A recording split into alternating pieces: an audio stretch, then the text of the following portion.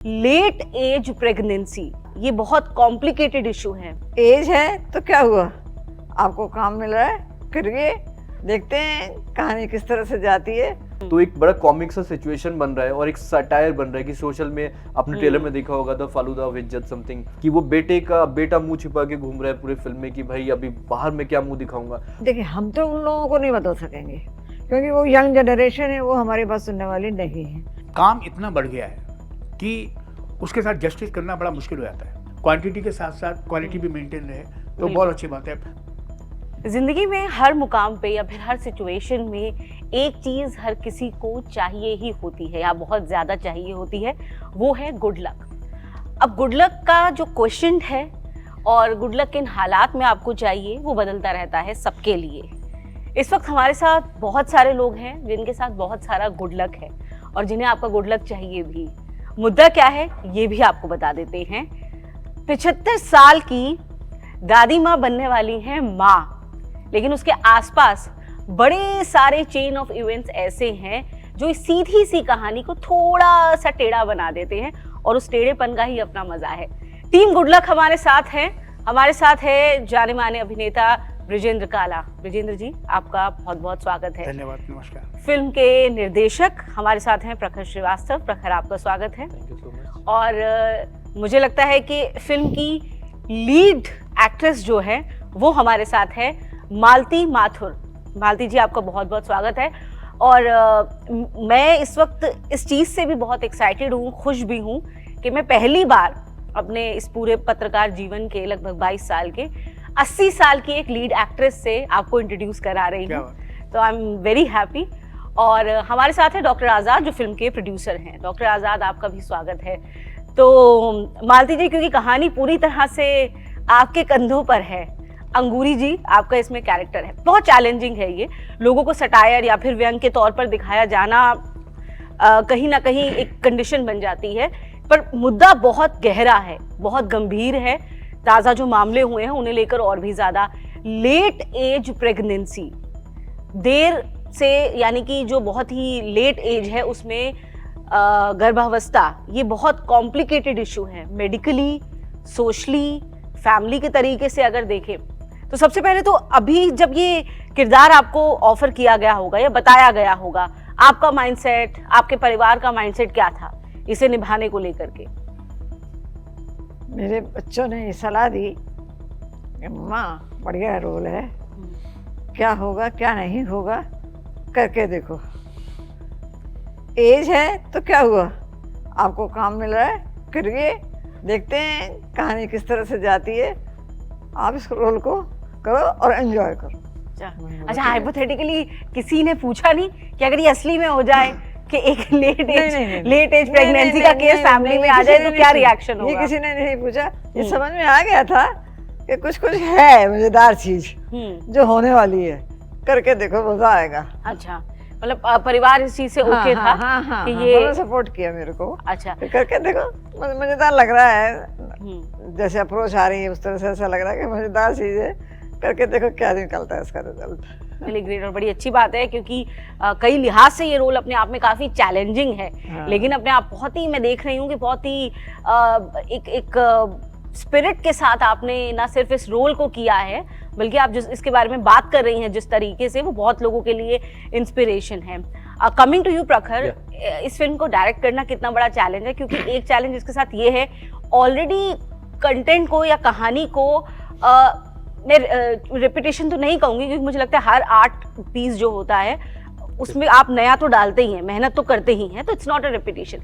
लेकिन रिफ्लेक्शन बहुत ज़्यादा माना जा रहा है इसको। पहले आई इसी टॉपिक पे ऑलमोस्ट कुछ फिल्मों का, तो ऐसे में एक आपके साथ एडिशनल चैलेंज क्या थे? एक तो आपने इसके अंदर नयापन दिखाना था, और जो आपका इसमें अंगूरी जी का जो कैरेक्टर है, मालती जी वाला जो कैरेक्टर है, उसे बहुत अच्छे से आपको सामने लेकर के आना था। इसके अलावा क्या क्या चैलेंजेस थे?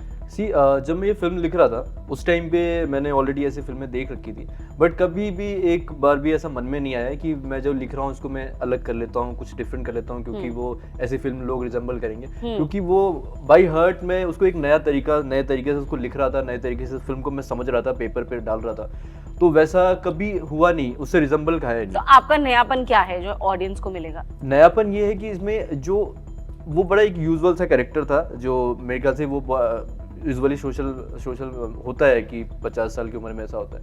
यहाँ पे ऑलमोस्ट 75-80 ईयर्स में कोई प्रेगनेंसी की न्यूज़ लेके आ रहा है, तो उस पर रिएक्शन क्या होंगे, उसकी फैमिली के रिएक्शन क्या होंगे, जिसका हस्बैंड नहीं है और उसका बेटा जो है वो पार्षद बनने की कोशिश कर रहा है, जिसका मुद्दा है कि जनसंख्या नियंत्रण करना है। तो एक बड़ा कॉमिक सा सिचुएशन बन रहा है और एक सटायर बन रहा है कि सोशल में, आपने ट्रेलर में देखा होगा द फालूदा ऑफ इज्जत समथिंग, कुछ ऐसी चीज आती है। तो वो ब्रिजेंद्र जी की तरफ से था कि वो बेटा मुंह छिपा के घूम रहा है पूरे फिल्म में कि भाई अभी बाहर में क्या मुंह दिखाऊंगा। तो एक सोशल सटायर था और वो फिल्म एक परिवार के अंदर की कसमोकस थी, ऑब्वियसली सोशल भी था। यहाँ पे एक अलग ही इम्पैक्ट है जिसमें अंगूरी जो कैरेक्टर है उसे पता नहीं है वो प्रेग्नेंट है, ऐसा बेटे के नजरिए से कि उसे पता नहीं, और बेटा उसे छिपाते हुए पूरे फिल्म में सोशल समाज से बचाते हुए लेके जा रहा है, अपनी इज्जत भी बचा रहा है, बाद में वो रिश्ते भी बचाने हैं, सारी चीजें। तो बहुत मुझे नहीं लगता कि उसमें कोई भी सिमिलरिटी है उस फिल्म से, और 5 अप्रैल को और आपको क्लियर हो जाएगा, ऐसी कोई सिमिलरिटी है नहीं। चलिए, ब्रिजेंद्र काला जी हमारे साथ है। ब्रिजेंद्र जी, फिल्म में सबसे जो चर्चित चेहरे हैं, जिनके अभिनय से सबसे ज्यादा लोग वाकिफ हैं, वो आप है, और आपने हर किरदार में अपने आप को प्रूव कर दिया है और लोगों ने आपको एक्सेप्ट भी कर लिया है। That's the best thing about it. सबसे पहले तो आप इस फिल्म के ही किरदार के बारे में बताइए, ये कितना डिफरेंट था, कितना आपने इसको एंजॉय किया, और जैसा कि मैंने कहा कि ये रियल लाइफ के बहुत क्लोज है, लेकिन हम इसको सटायर के साथ दिखा रहे हैं, लेकिन चैलेंजेस बरकरार हैं। सबसे बड़ी बात तो ये कि मतलब जब प्रखर ने मुझे ये कहानी सुनाई तो ये मेरे को बिल्कुल अलग सी लगी, है ना, क्योंकि उस तरह की पहली पिक्चरें आ चुकी हैं, लेकिन इसमें फ़र्क सिर्फ यही था कि पहले माँ बनती थी, लेकिन इसमें दादी माँ नानी बन रही है। माँ बन रही है, और किन हालातों में बन रही है, क्या हो रहा है, कैसा हो रहा है, वो मैंने तो पूरी कहानी सुनी, उससे आगे मैं बता नहीं सकता। तो जो भी है, जिस तरह का इसमें जो दुर्घटना घटित हुई है, इसको लेकर के फिर मेरा किरदार जो सेंट्रल कैरेक्टर है अपने आप में, वो जो घूमता है, उसके जीवन में जो परेशानियां आती हैं, उसकी जो स्ट्रगल है, वो मेरे को बहुत एंटरटेन की, बहुत आकर्षित की। तो मैंने कहा ठीक है भाई, करते हैं इसको, है ना। और प्लस पॉइंट सबसे बड़ी बात की मतलब की कैरेक्टर है अपने आप में। मैंने जितने भी किरदार किए हैं वो छोटे किरदारों को मैंने आकर्षक बनाने की कोशिश की है।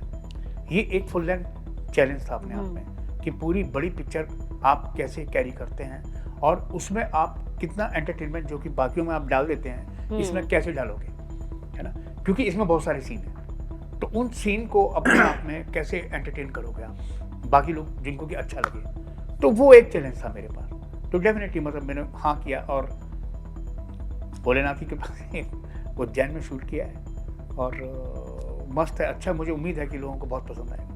बिल्कुल। ब्रिजेंद्र जी, जब आप ऐसे सब्जेक्ट के जुड़ी फिल्में करते हैं जिनका कहीं ना कहीं एक सोशल रिजेम्बलेंस भी होता है, अभी बीते दिनों क्योंकि हमने देखा, हमने सिद्धू मूसेवाला के परिवार के साथ देखा कि उनके परिवार में जब दोबारा खुशियाँ लौटी, लेकिन उसके बाद कई विवाद भी रहे, उनकी मदर की भी लेट प्रेगनेंसी को उठ करके सवाल उठे। हमारे देश में जो IVF के नियम हैं वो भी बिल्कुल अलहदा हैं। तो कहीं ना कहीं ये जो लेट एज प्रेगनेंसी है, ये उस समाज में जहाँ पर लोग ये फिल्म देखने वाले हैं उनके लिए बहुत सहज नहीं है। ऐसे में इतने गहरे सब्जेक्ट को जब आप सटायर से दिखाते हैं, तब आपको लगता है कि थोड़ा चैलेंज, क्योंकि कहीं ना कहीं लोगों के इमोशंस भी उससे अटैच हैं और आपकी सोशल रिस्पॉन्सिबिलिटी भी थोड़ी बढ़ जाती है। एक बार फिल्म देख लेंगे ना तो उनको ये सारे के सारे जो भी उनकी गणित है, तो वो मैं हमेशा बोल रहा हूँ, अभी भी बोल रहा हूँ कि मतलब एक सरप्राइज देखने के जाएंगे, सरप्राइज होकर लौटेंगे, क्योंकि जो है वो कितना है, वो कहाँ तक है, वो किस सीमित दायरे में है, ये सब कैसे हो गया, कब हुआ, क्यों हुआ, वो सारे सवालों का जवाब पिक्चर देख के ही मिला। एक्चुअली ये जब फिल्म मैं लिख रहा था, ऑब्वियसली मुझे भी ये टॉपिक बड़ा लगा, मैंने भी बहुत डिस्कशन किया, सोचा कि भाई हम जैसी प्रेगनेंसी वर्ड यूज़ करते तो लोगों का एक फिगर इमेजिनेशन चालू हो जाता है कि वो कैसा होगा, कैसे दिखते होंगे। ऊपर से हमने दिखाया एक 80 साल, तो वो जो लिख रहा था मेरे लिए बड़ा चैलेंजिंग था कि वो जो एक ये बड़ा रिस्पेक्टिव उम्र होता है, नानी वाली, दादी वाली, तो वो एक वल्गैरिटी वाला हम लाइन जो बड़ा पतला सा थ्रेड होता है उसको हम क्रॉस नहीं करना है, एनी हाउ हमें क्रॉस नहीं करना है। तो बड़े रिस्पॉन्सिबिलिटी से लिखा हुआ है वो कहानी और उसको वैसे ही प्रेजेंट किया है। और ऑडियंस को मज़ा आएगा, वो रिग्रेट नहीं करेंगे मूवी देख के या कोई कंप्लेन नहीं करेंगे, परेशान नहीं होंगे। मालती जी, बहुत अच्छी बात है कि बड़े स्वस्थ तरीके से आपने इस विषय को देखा है। मालती जी, अभी तक जो जीवन रहा है आपका और पूरा एक्टिव लाइफ और वर्क आपका दोनों रहा है और दोनों में आपने संतुलन भी अच्छा बिताया है। हमारे देश में या हमारे समाज में महिलाओं को लेकर के जो परसेप्शन है, आपको लगता है कहीं कहीं वो इस तरीके की हैं जो लंबे लंबे वक्त की कोशिशों के बाद भी बदली नहीं जा सकी हैं? अभी हम अगर लेट एज प्रेगनेंसी को ही देख लें तो इसी को लेकर के कई तरीके की रुकावटें हैं या फिर कई तरीके के जो नियम और कानून हैं, कहीं ना कहीं वो जो परसेप्शन है ना, वो महिलाओं के खिलाफ जाती भी दिखती है कई मामलों में। तो कभी आपको ये लगता है, क्योंकि आपका बहुत लंबा अनुभव रहा है घर का भी काम का भी, तो आप इस पर बहुत ईमानदारी से बात रख सकते? क्या बताऊँ मैं, हाँ, बदलना बड़ा मुश्किल होता है एक्चुअली। आप बचपन से जिस तरह के बहुत से पढ़े बड़े होते हैं, माइंड सेट कैसा होता है, कैसी एजुकेशन होती है, करते करते करते जो बहुत लेट लाइफ हो जाती है, बच्चों की शादियाँ हो जाती है, उस वक्त बदलना काफ़ी मुश्किल होता है अपने आप को। कोशिश करते हैं बड़े लोग भी कि हम बच्चों की हर खुशी में साथ दें, हम उन्हें टोकें नहीं, पर फिर भी टोके बिना मन नहीं मानता है। जब देखते कि ये बात वो गलत कर रहे हैं तो मन करता है समझाएं, कुछ कहें उनसे, कहें नहीं हमारे टाइम में तो ऐसा होता था, तुम लोग ऐसे क्यों करते हो, तो बच्चे फटाक गए, वो जमाना गए मम्मा, हाँ अब हम लोग बड़े हो गए हैं, हमें अपना काम अपने आप करने दो, तो चुप होना पड़ता है। तो एक उम्र के बाद आपके होने के मायने बदल जाते हैं। हाँ, होने के मायने बदल जाते हैं। फिर ये एक दफे अपने स्वभाव को थोड़ा सा मन में ये ख्याल आता है अपने आप, देखिए हम तो उन लोगों को नहीं बदल सकेंगे क्योंकि वो यंग जनरेशन है, वो हमारी बात सुनने वाली नहीं है। क्यों ना हम ही अपने आप को थोड़ा सा अपनी शांति के लिए चेंज कर लें, थोड़ा स्वभाव चेंज कर लें।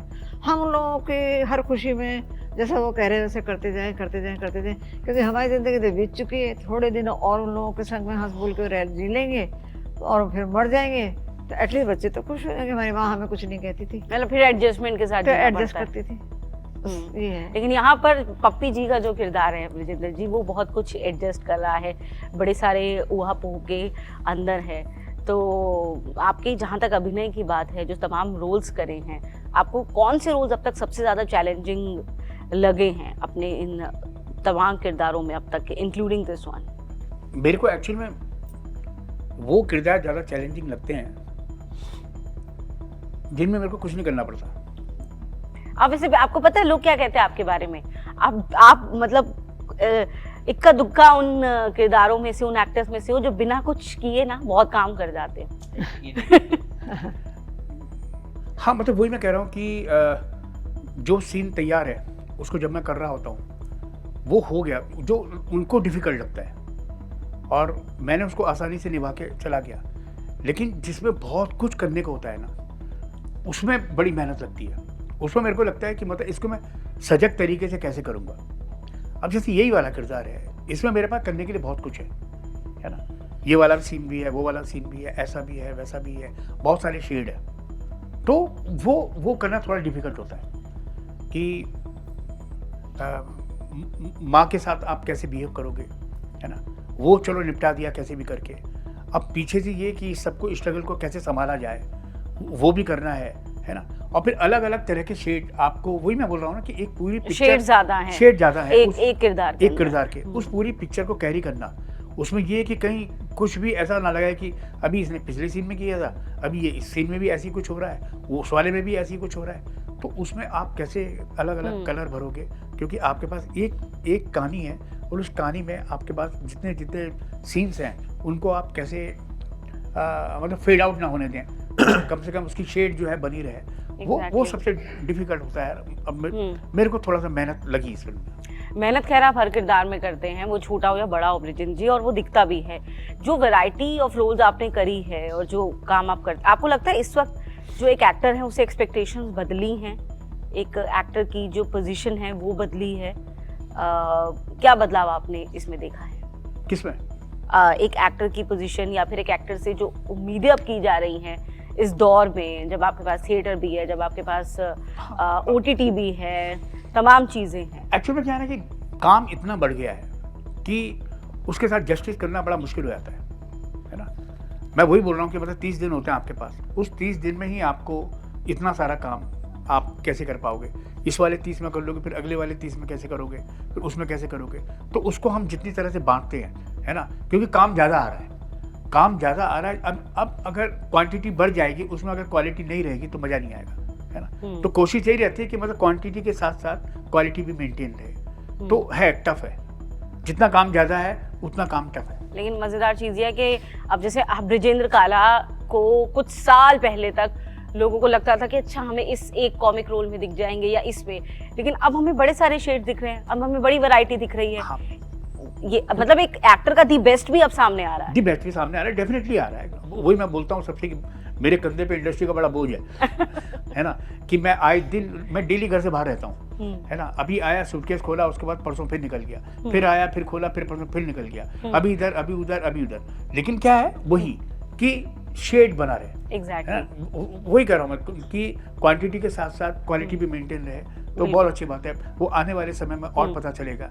तो मेरी दर्शकों से अपील है कि प्लीज़ मुझे अपना प्यार बनाए रखें और फिर देखें कि मतलब कि मैं उनके उस पर खरा उतरता हूँ। एग्जैक्टली। और इसीलिए 5 अप्रैल को चाहिए आप सबकी तरफ से good luck, team good luck को। Thank you so much. Thank you. 5 April को नज़दीकी सिनेमा हॉल में पूरे परिवार के साथ, पड़ोसियों के साथ, इष्ट मित्रों के साथ, प्लीज़ सबसे कहिए जाकर के गुड लक वसूल कीजिए। चलिए, तो बहुत बहुत धन्यवाद आप सबका इस बातचीत के लिए। नमस्कार। Thank you so much. Thank you.